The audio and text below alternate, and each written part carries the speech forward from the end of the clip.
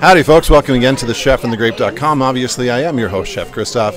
And tonight's topic, sparkling wine and weddings. I'm lucky enough to be here with the famed improv actor, Kevin Galise. Kevin, good to have you at the Chef and the Grape. Thanks for having me, Christoph. So, obviously, there's a whole lot to the wide world of sparkling wine. And the one I wanted to talk to you about today is Cremant. Cremant is a little bit different method production than method traditionnel or champagne. And the wine that we're going to be talking about in particular, hold on for 1 second.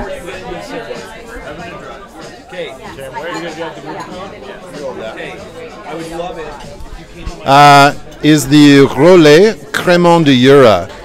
This is a vintage, and that's not something you actually see very often in Cremant. Usually they're a non-vintage product, so they'll be blending different years to try to create a uniform flavor. These guys actually want to capture the essence of what that vintage represented. Interesting.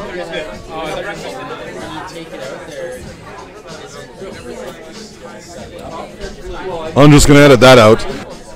So, Kev, you had a chance to try the Cremant, and here we are in 2015. So this is an 8-year-old sparkling wine. What do you think? Does it taste pretty dull and placid? No, I wouldn't say so at all. It's vibrant and alive. Yeah, my thought as well. Interesting peachy tones. A lot of nicotine. Oh no, wait a second. That's not the wine, folks.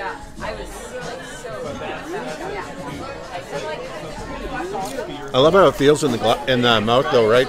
I mean, really generous, really creamy, and yet a kind of acidity that can just about rip the enamel off your teeth in a good way, right?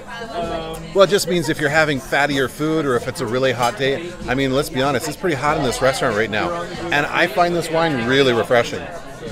Yeah, I agree. It's totally light. It's the kind of wine I could be drinking all night. Now, you live in Georgia. Yes. Georgia gets pretty hot. Would you think that this would be the kind of wine that you'd want to just sip on a hot Georgia evening? Definitely. Very refreshing, very light. Yeah, absolutely. Cool. That's our thoughts, but we have one more surprise guest. Kevin, would you mind passing that glass to your beautiful wife? Will do. Folks, you won't believe who I've got as a special guest of the Chef and the Grape wine review. I actually have Amber Nash here with us today. Amber, what a pleasure to have you here today. Thank you. Where am I looking? Here. Here. She doesn't know how to find her sightline. That's okay, folks. We're going to help her out with this. So, Amber, you are a self-professed wine lover.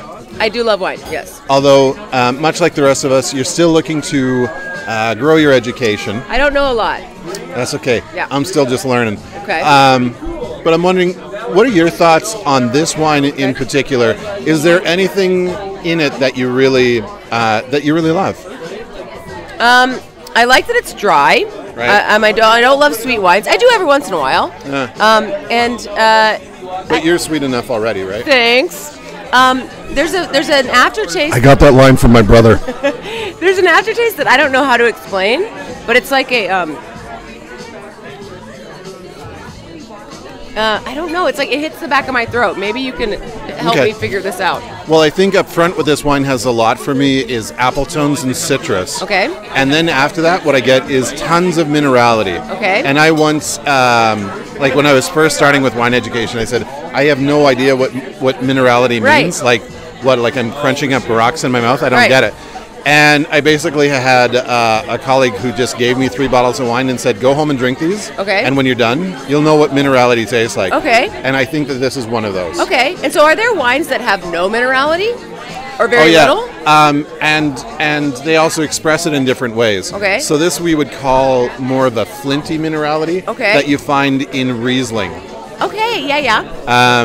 So somebody would definitely be understood if they said it had Riesling-esque qualities. Yeah. Right? Because most great Rieslings are also dry. They also carry apple tones. Yep. Especially when they're young Rieslings. They carry some citrus tones to them. Mm-hmm. Right? Yeah. The only difference is, of course, there are very, very, very few sparkling Rieslings anywhere in the world. Oh. Right. But enjoyable wine. I love it. 8 years old. Okay. Would you have known? I had no idea. Yeah, there you go. And if you got this new in your market in Georgia, Yep. about $20 a bottle. Totally awesome. I'd totally buy it. Wonderful. Yeah. Amber Nash, thank you so much for being a guest tonight. Thank you. So, folks, my review for the 2007 Rolet Cremant de Jura is 91 plus points, and I think that's excellent value for $20 US. I hope you look for it in your market, and I hope you enjoy it as much as I.